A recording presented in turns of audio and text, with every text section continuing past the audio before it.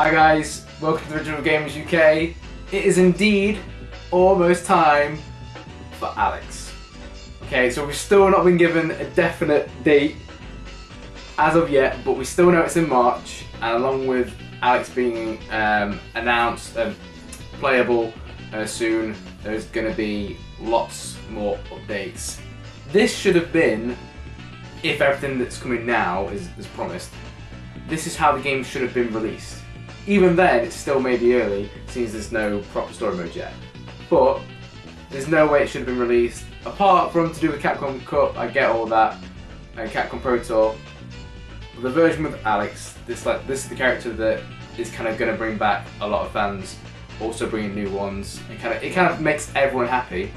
And then all the stuff that we should have had, like the shop, the trials, challenges, just all these things that should have been there from day one, and now in. So anyway, I'm gonna just go through a few quick things, and yeah, here's another picture of him.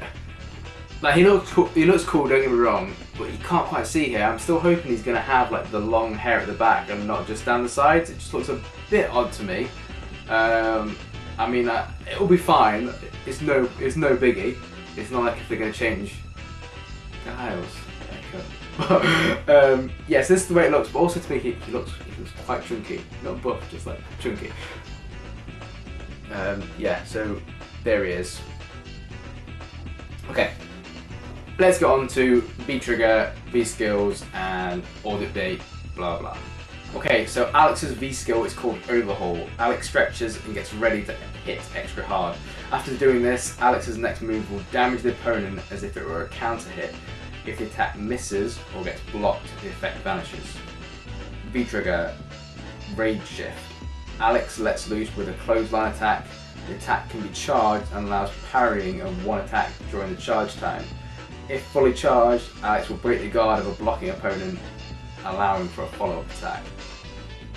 That sounds pretty deadly. But that kind of, to me, does suit his kind of style. Unfortunately, we've not got like the moveset yet.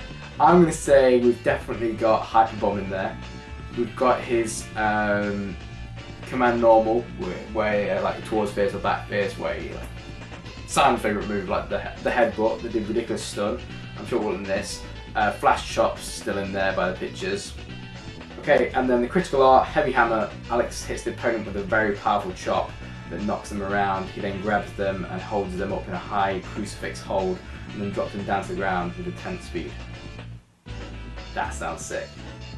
Okay, and then aside from Alex, everything else that we want that is needed. I'm not going to go too much in depth in this, but okay, so in challenge mode, there's going to be demonstrations going through the 16 characters, giving you advice on how to play them, basically. Beginner tutorials, 12 lessons for those. Intermediate tutorials, 11 covering those, and advanced tutorials, of which there's 4. Character tutorials, 16 lessons for each character. Trials, put your skills to the ultimate test with combo trials for all 16 characters, ranging from basic to pro combos. Completing trials will also earn you some fight money. Okay, the in-game shop, you can now buy the DLC characters and story mode costumes, and just as well as finally having something to actually spend the fight money on. I'm sure everyone's kind of got tons of now. Oh, this kind of a cool concept. I mean, it's something that everyone's kind of wanted, but I still don't see it working because online rematch options. So in a ranked match, you can now try and get revenge on someone if they're willing to have it with you. So if you lose and you both agree, you can have a run back. But it doesn't say yet, like, if the person who's willing to give, because for 90% of people online, if they're even like closed, like if that match has been closed and you want to run back against them, they're running, they don't lose their points. So I'm thinking the only way to entice those kind of players is if maybe, rather than them getting, say, an average score of 60, so rather than getting another 60 being 120, maybe they should get 180.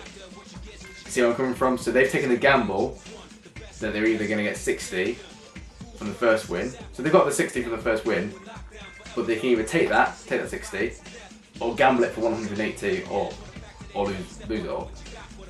If that kind of makes sense. That's the only way I can see why people would bother, because if they're only going to get another set of 60 or a 0 for rematching them, I can't see that happening. Like, people online aren't going to give you a legit run back. They're just going to decline every time. Like, no, oh no, he almost beat me. He almost took my points out of it. Then all the other stuff it kind of mentions is just general bug fixes. But one of the bug fixes that supposedly, either they think they've already patched it, or it's not there, so I'm a bit worried, is the game constantly disconnects. I don't know if it's the same for you guys. Whenever I try and do survival recently, you just go through it, disconnect from the server. It doesn't matter if you're on stage 5 or 55, it's going to disconnect at some point, and just having that constantly in the back of your mind. I'm mentioning survival because that's the thing, it's happened with most of me, it's survival, but it happens in general. So no release date as of yet, unfortunately. I assume it's going to be toward the end of March, near Easter. Kind of makes sense.